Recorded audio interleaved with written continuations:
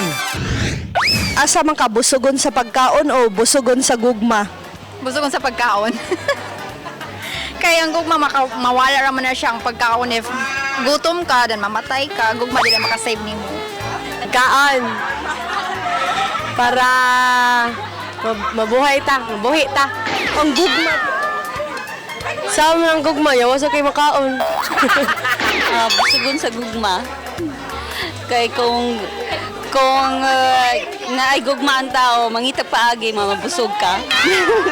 Gugma kay kaon si perminti man ang kaon. Perminti lagi apon. Pagkaon, sure. Ano, nanasan niyo, Blanco? Mas ko yung pagkaon, dang gugma Kevs. Pwede rin ilisan anytime.